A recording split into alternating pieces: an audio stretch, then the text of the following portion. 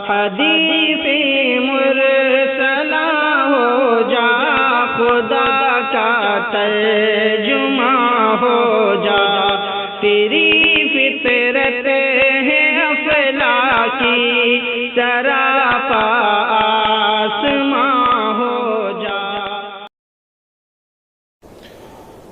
الحمدللہ وکفا وسلام علی عبادہ۔ سامعین، 2-3 دن پہلے ممبئی کے اندر علماء کا جوڑ ہوا، جس میں صرف علماء تھے، جماعت سے متعلق علماء کے بیانات ہوئے۔ ظاہر ہے کہ دین کے لیے کوئی کام کیا جائے تو اس کی حوصلہ افزائی ہونی چاہیے، ان کی دل سے تائید ہونی چاہیے، لیکن اگر کوئی غلطی ہوتی ہے، غلط بیانی ہو جاتی ہے، زبان پھسل جاتی ہے، تو نشاندہی کرنا بھی علماء کا فریضہ ہے۔ اگر علماء نشاندہی نہیں کرتے ہیں تو انہیں گناہ ہوگا، قیامت کے دن وہ مجرموں کے صف میں کھڑے کیے جائیں گے۔ کسی غلطی کی نشاندہی کرنا اور نہیں عن المنکر فرض کفایہ ہے۔ چنانچہ ہر زمانے کے علماء کوئی غلطی ہو جاتی ہے عام آدمی سے یا کسی عالم سے تو اس غلطی کی جانب نشاندہی کرتے ہیں، تاکہ علماء اور عوام اسلامی تعلیمات کے مطابق خود بھی چلیں، عوام کو بھی چلائیں۔ تبلیغی جماعت کا معاملہ یہ ہے کہ اس میں عوام زیادہ لگے ہوئے ہیں۔ عوام ظاہر ہے کہ انہیں دین کی معلومات نہیں ہے، دین کا فہم نہیں ہے، انہیں دین کا علم حاصل نہیں ہے۔ وہ جو کچھ اپنے بڑوں سے سنتے ہیں انہی کو آگے بڑھاتے ہیں۔ پھر عوام کے فہم میں، ان کے اخذ و التقاط میں فرق ہوتا ہے۔ ایک عالم جب کسی عالم سے سنتا ہے تو اس کا صحیح مفہوم نکالتا ہے، اور عوام جب عالم سے سنتے ہیں کوئی ضروری نہیں ہے کہ صحیح مفہوم نکالیں اور مضمون کو قاعدے سے سمجھیں۔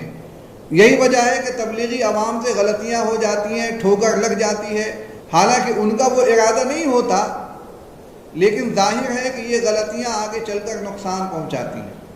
اسی لیے مناسب یہ ہے کہ عوام کی اصلاح کی جائے، عوام کو سمجھایا جائے کہ آپ نے جو یہ کہا ہے یہ غلط ہے، شریعت میں ایسا نہیں ہے۔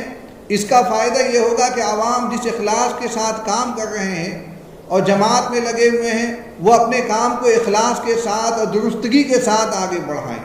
ابھی ممبئی کے جوڑ میں جو باتیں ہوئی ہیں علماء کے درمیان، ان میں باتیں بہت سی اچھی تھیں، لیکن کچھ باتیں غلط بھی تھیں۔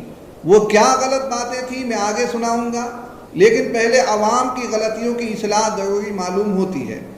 میرے ایک جاننے والے کہتے ہیں کہ ایک جگہ بیان ہو رہا تھا جماعت والوں کا، یہ رمضان کا مہینہ تھا، بات کرنے والے نے ایک عجیب بات کہی۔ وہ صاحب کہنے لگے کہ رمضان تو اصل میں دعوت کا مہینہ ہے، لیکن نادانوں نے اس کو عبادت کا مہینہ بنا رکھا ہے۔ ایسے ہی میرے ایک تعلق والے نے کہا، میرا چھوٹا بھائی 40 دن کے لیے جماعت میں گیا تھا، جماعت والوں نے گھر والوں کی اجازت کے بغیر اس کی 4 مہینے کی تشکیل کر لی۔ جب چلہ مکمل ہونے کا وقت آیا تو خبر ملی کہ وہ 4 مہینے کے لیے جا رہا ہے۔ میرے والدین نے کسی وجہ سے 4 مہینے کی اجازت نہیں دی۔ میں اس کو لینے کے لیے گیا۔ اس جماعت کے امیر صاحب سے گفتگو کے دوران میں نے کہا کہ آپ میرے بھائی کو منع کر دیجئے، میری والدہ بہت پریشان ہیں۔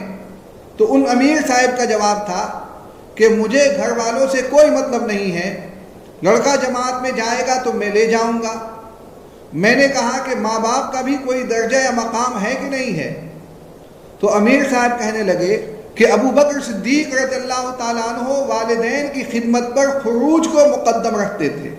ایسے ہی میرے ایک اور جاننے والے کہتے ہیں کہ ایک جماعتی بھائی نے کہا کہ مسجد نبوی مسجد وار جماعت کی پارلیمنٹ تھی، ہر فیصلہ اسی مسجد وار جماعت سے صادر ہوتا تھا۔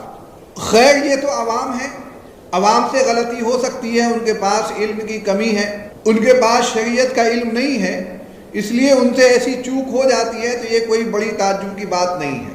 لیکن اگر اس قسم کی غلطیاں علماء سے ہونے لگیں تو یہ تعجب کی بات ہے، اور انہیں چاہیے کہ اس قسم کی غلطیوں سے اپنے آپ کو بچائیں۔ علماء کو بھی چاہیے کہ اگر کوئی غلطی اس قسم کی پیش آتی ہے تو علماء کو سمجھائیں اور ان کو بتائیں کہ آپ نے فلاں فلاں مقام پر یہ غلطی کی ہے۔ میں آپ کو اس کی چند مثالیں دیتا ہوں۔ 23 اپریل 2018 میں میوات کا اجتماع تھا، اس کے آخری بیان میں مولانا سعد نے کہا، ان کا یہ بیان اخبارات میں چھپ چکا ہے، علماء کو چاہیے کہ یہ بھی علماء صحابہ کی طرح گشت کریں۔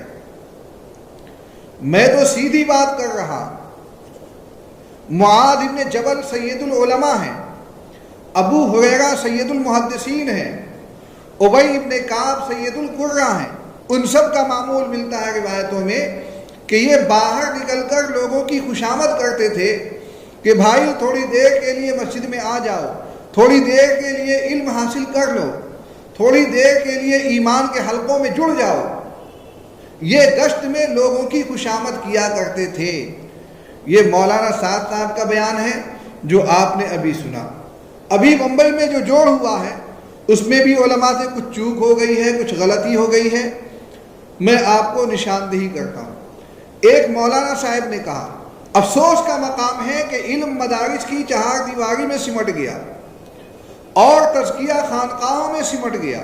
100% صحابہ مسجد نبوی سے علم حاصل کرتے تھے، 100% صحابہ نفر و خروج پر تھے۔ علماء نبی علیہ السلام کے ترک پہ کام کریں گے، علماء ان اجری الا علی اللہ کی ترتیب پہ کام کریں گے۔ یہ بیان ایک عالم صاحب کا ہے جو آپ نے سنا۔ اس بیان میں گویا کئی دعوے ہو گئے۔ ایک دعویٰ یہ ہو گیا کہ مدارس میں صرف علم ہے، علم کے علاوہ کچھ نہیں ہے۔ خانقاہوں میں صرف تزکیہ ہے، تزکیہ کے علاوہ کچھ نہیں ہے۔ وہاں صرف لوگوں کی تربیت ہوتی ہے، وہاں علم نام کی کوئی چیز نہیں ہوتی۔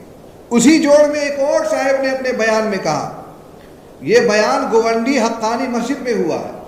بیان کرنے والے صاحب اخیر میں سال کے لیے تشکیل کرنے لگے اور سال کی فضیلت میں حضرت معاذ رضی اللہ تعالیٰ عنہ کو بطور مثال پیش کیا کہ ان کو جب یمن بھیجا گیا اور درمیان میں اللہ کے رسول صلی اللہ علیہ وسلم کا وصال ہو گیا، لیکن وہ سال پورا کیے بغیر واپس نہیں آئے۔ ایسے ہی ایک صاحب نے بیان کیا کہ ابو ایوب انصاری رضی اللہ تعالیٰ عنہ کا انتقال جماعت میں ہوا تھا، تو یہ چند غلطیاں تھیں جو ان کی زبان پھسلنے سے ہوئی۔ یقیناً انہوں نے بالارادہ ایسا نہیں کہا ہوگا، لیکن ظاہر ہے کہ یہ غلطی ہے اور غلطی کی اصلاح ہونی چاہیے۔ تبلیغی جماعت میں ایک بات اور پائی جاتی ہے جو نہیں ہونی چاہیے، وہ یہ کہ آپ صلی اللہ علیہ وسلم کے اعمال کو، آپ صلی اللہ علیہ وسلم کی سرگرمیوں کو، آپ صلی اللہ علیہ وسلم کے غزوات کو، صحابہ کی کوششوں کو جماعت سے تعبیر کر دیتے ہیں۔ یہ مناسب عمل نہیں ہے۔ اس سے یہ سمجھا جاتا ہے کہ تبلیغی جماعت کا کام آپ صلی اللہ علیہ وسلم سے شروع ہوا، حالانکہ تبلیغی جماعت کا کام عہد نبوی کو تو جانے دیجئے، عہد صحابہ، عہد تابعین، تبع تابعین کو تو جانے دیجئے، 100 سال پہلے تک جماعت کا کوئی وجود نہیں ملتا ہے۔ تبلیغی جماعت کی شروعات 1926 سے ہوئی ہے اور ظاہر ہے کہ ابھی 100 سال بھی نہیں ہوئے ہیں۔ جب اس کام کو 100 سال نہیں ہوئے ہیں تو نبی پاک صلی اللہ علیہ وسلم کی کوششوں کو، ان کی مساعی کو، ان کی سرگرمیوں کو جماعت سے کیسے جوڑا جا سکتا ہے؟ ایسے ہی صحابہ نے جو کچھ کیا، تابعین، تبع تابعین نے جو کچھ کیا، ان کا تعلق بھی جماعت سے کیسے ہو سکتا ہے؟ تو یہ مناسب عمل نہیں ہے، نہیں ہونا چاہیے۔ اگر کسی کی زبان پھسل جاتی ہے تو اس پر اسی مجلس میں وضاحت آ جانی چاہیے تاکہ عوام میں غلط فہمی نہ ہو۔ یہاں پر مجھے ایک بات اور کہنی ہے، وہ بات یہ کہ تبلیغی جماعت کے جو اعمال ہیں، چلہ ہے، 4 مہینہ ہے، 3 دن ہے، سال ہے، ایسے ہی تشکیل ہے، گشت ہے اور بہت سی چیزیں ہیں، ان سب کا تعلق نصاب سے ہے۔ جیسے مدارس میں نصاب ہوتا ہے، ایسی ہی یہ چیزیں تبلیغی جماعت کا نصاب ہے۔ نصاب کے بڑے فائدے ہیں۔ نصاب کی وجہ سے اتنے علماء، اتنے محدثین، اتنے متکلمین پیدا ہوئے، اتنے بڑے بڑے ادباء، شعراء پیدا ہوئے، دین کے بڑے بڑے نمائندے اور زعماء پیدا ہوئے۔ یہ نصاب ہی کی برکت ہے۔ ایسے ہی تبلیغی جماعت کا جو نصاب ہے، اس سے بھی بڑے بڑے داعیان پیدا ہوئے ہیں۔ دین کا پیغام دنیا میں اور ملکوں پھیلایا گیا۔ انہوں نے شرابیوں کو مسجد سے جوڑ دیا، بے نمازیوں کو تہجد گزار بنا دیا، بہت سے غیر مسلموں کو اسلام کے دامن سے وابستہ کر دیا۔ تو یہ تبلیغی جماعت کا نصاب تھا جس کے بلا شبہ بڑے فائدے سامنے آئے، لیکن نصاب ہوتا ہے، اس کی کوئی فضیلت نہیں بتائی جاتی ہے۔ چنانچہ آپ نے کبھی علماء سے نہیں سنا ہوگا جو مدارس کے نصاب پر کوئی فضیلت بتاتے ہیں اور وہ یہ کہتے ہوں کہ اعدادیہ پڑھنے سے اتنے حج کا ثواب ملے گا اور اول کی جماعت پڑھنے سے 100 سال اگلے پچھلے گناہ معاف ہو جائیں گے اور دوم پڑھنے سے آدمی ولایت کے مقام تک پہنچ جائے گا اور سوم پڑھنے سے شہداء کا مقام پالے گا اور چہارم پڑھنے کی وجہ سے یہ مقامات ملیں گے۔ کوئی فضیلت نہیں بتاتا ہے۔ نفس علم کی فضیلت تو لوگ بتاتے ہیں کہ علم حاصل کرنا فرض ہے اور علم دین بڑی چیز ہے، سب سے بہترین چیز ہے۔ آپ صلی اللہ علیہ وسلم نے فرمایا خیرکم من تعلم القرآن وعلمہ، تم میں سب سے بہترین انسان وہ ہے جو علم سیکھے اور سکھائے، قرآن سیکھے اور سکھائے۔ ایسے ہی آپ صلی اللہ علیہ وسلم سے دعا منقول ہے اللہم انی اسألک علما نافعا، اے اللہ میں آپ سے علم نافع مانگتا ہوں۔ تو نفس علم کی فضیلت علماء تو سناتے ہیں، ہر جماعت کے طلبہ کو سناتے ہیں، لیکن اول کی فضیلت، دوم سوم کی فضیلت، چہارم کی فضیلت کوئی نہیں سناتا۔ بخاری پڑھنے کی کوئی فضیلت نہیں سناتا کہ تم بخاری پڑھو گے تو یہ ہوگا اور مسلم پڑھو گے تو یہ ہوگا۔ نفس علم کی فضیلت ہوتی ہے، احادیث کی فضیلت ہوتی ہے، فقہ کی فضیلت ہوتی ہے، تفسیر کی فضیلت ہوتی ہے، نصاب کی فضیلت نہیں ہوتی ہے۔ تو اسی طرح سے تبلیغی جماعت کا جو نصاب ہے اس کی بھی فضیلت نہیں بیان کرنی چاہیے، ہاں اس کے فوائد ہیں، فوائد گنائے جا سکتے ہیں کہ اس کا یہ فائدہ ہے، یہ فائدہ ہے، یہ فائدہ ہے، اور وہ ہونا چاہیے اور اس سے کوئی بھی منع نہیں کر سکتا۔ اچھا، نصاب میں تبدیلی بھی ہوتی رہتی ہے، چنانچہ آج سے 100 سال پہلے دارالعلوم کا جو نصاب تھا اور نصاب میں جو کتابیں تھیں آج وہ کتابیں کہاں ہیں؟ بہت سی کتابیں تو وہ تھیں جو آج ہم جانتے بھی نہیں ہیں، ان کا نام بھی نہیں جانتے، ان کا علم نہیں جانتے، ان کا موضوع نہیں جانتے۔ علوم عصریہ کی بہت سی کتابیں اس زمانے میں شامل تھی، آج ان کتابوں کا کہیں کوئی اتا پتہ نہیں ہے۔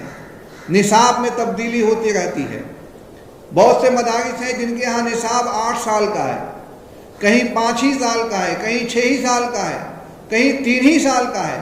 نصاب میں تبدیلیاں ہوتی رہتی ہیں، تبلیغی جماعت میں بھی کچھ نہ کچھ تبدیلیاں ہوتی رہتی ہیں۔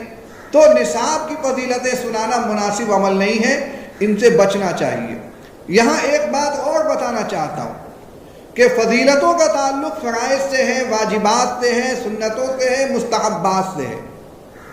آپ کسی بھی عالم اور فقیہ اور محدث سے معلوم کر لیں، وہ یہی کہے گا کہ آپ صلی اللہ علیہ وسلم نے جس چیز کی فضیلت بیان کی وہ یا تو فرض ہے یا واجب ہے یا سنت ہے یا مستحب ہے۔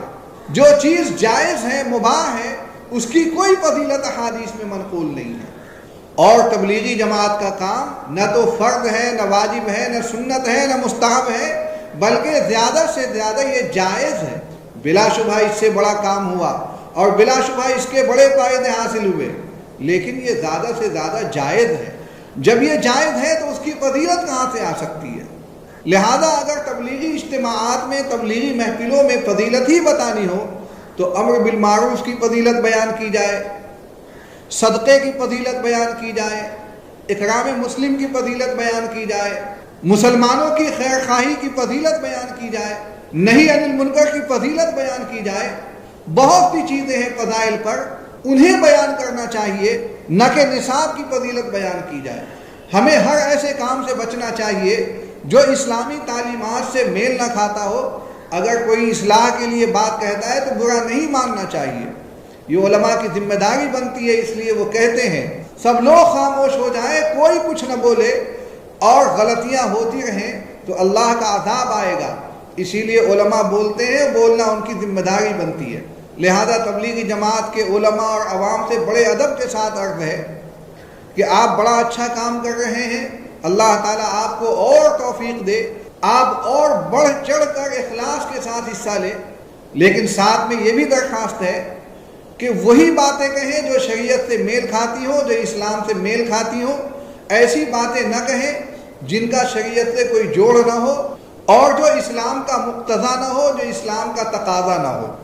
معاذ بن جبل رضی اللہ تعالیٰ عنہ کو جماعت میں کہنا، حضرت ابو ایوب انصاری رضی اللہ تعالیٰ عنہ کو جماعت میں کہنا، یا ایسے ہی صحابہ کی سرگرمیوں کو جماعت سے جوڑنا، آپ صلی اللہ علیہ وسلم کی سرگرمیوں کو جماعت سے جوڑنا، انبیاء علیہ السلام کی سرگرمیوں کو جماعت سے جوڑنا مناسب نہیں ہے۔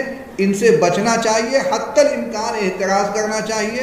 اللہ سے دعا ہے کہ ہم سب کو صحیح فہم عطا فرمائے اور دین کی تعلیمات کو اخلاص کے ساتھ آگے بڑھانے کی توفیق عطا فرمائے۔ وآخر دعوانا ان الحمد للہ رب العالمین۔